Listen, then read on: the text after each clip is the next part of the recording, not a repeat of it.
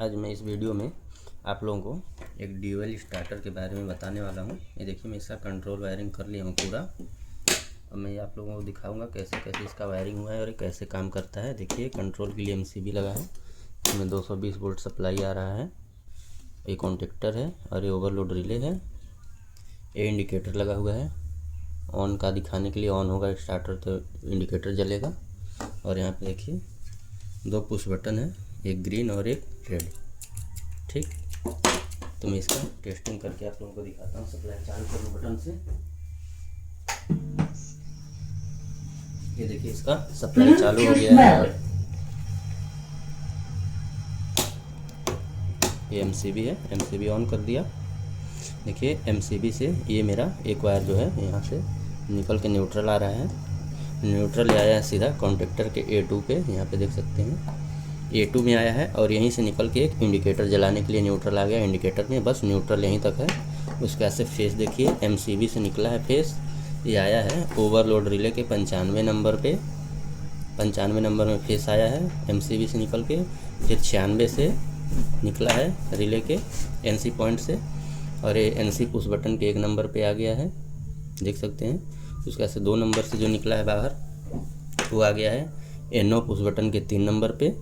और यहीं 3 नंबर से एक वायर उठ के देखिए आ गया है कॉन्टेक्टर के एनओ पॉइंट पे, जो कि होल्डिंग के लिए रहता है। उसके बाद से देखिए ये यहाँ पे ख़त्म हो गया। उसके बाद से यहाँ पे 4 नंबर से एक वायर उठ के आया है कॉन्टेक्टर के कॉइल पे A1 पे। उसके बाद A1 से निकल के एक आया है यहाँ पे एनओ जो आया था इसके ऊपर वाले दूसरे पॉइंट पे लूप हो गया है होल्डिंग के लिए। फिर इसी से निकल के ऑन वाले इंडिकेटर पे फेस सप्लाई चला गया है। चलिए इसको टेस्टिंग करके दिखाता हूँ। देखिए जैसे ही दबाया अंदर, यहाँ से एनओ से ट्रांसफ़र हुआ लाइन तो कॉन्टेक्टर ऑन हो गया। देखिए अब यहाँ से पुश बटन से ऑफ़ कर दिया, ऑफ हो गया। एनओ पुश बटन से ऑन कर दिया तो ऑन हो गया। चलिए मैं बताता हूँ काम कैसे करता है। देखिए फेस सप्लाई रिले से भी ट्रिप हो जाएगा। देखिए एनसी पॉइंट में लगा है, रिले जैसे ही ऑन होता है कॉन्टेक्टर को ट्रिप करा देता है।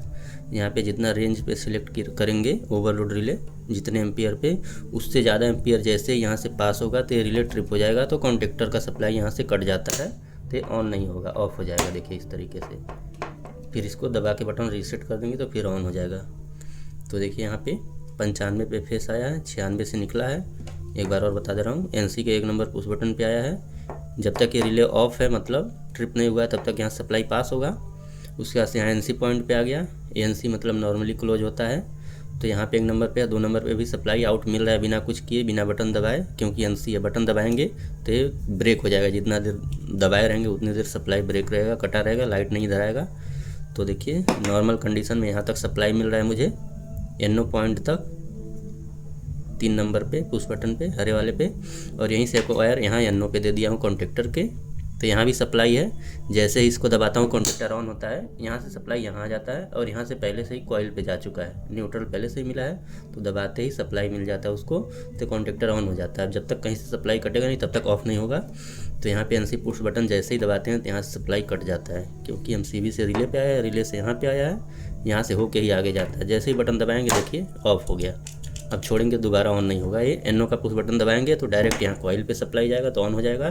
फिर इसको छोड़ देंगे तो यहाँ से सप्लाई कट जाता है, लेकिन एनओ से पास होता रहता है जब तक कि कॉन्टेक्टर ऑन है। तो इसका होल्डिंग ऐसे ही होता है। आप लोगों को समझ में आ गया होगा। वीडियो एक लाइक कीजिए, वीडियो पे मतलब एक लाइक ज़रूर कीजिएगा। कमेंट करके बताइएगा मेरा वीडियो आप लोगों को कैसा लगता है। चैनल पे नए हैं तो चैनल ज़रूर सब्सक्राइब कीजिएगा। देखिए ऑन का इंडिकेटर लगाया हूँ, ये जल रहा है। देखिए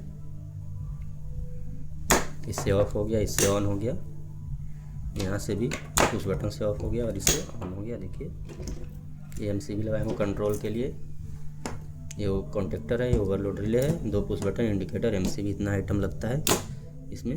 एक एमसीबी 3 पोल लगता है पावर वायरिंग के लिए, तो पावर वायरिंग मैं नहीं किया हूँ इसलिए यूज नहीं किया हूँ। तो वीडियो लाइक कीजिएगा, चैनल पर नए सब्सक्राइब जरूर कीजिएगा। धन्यवाद।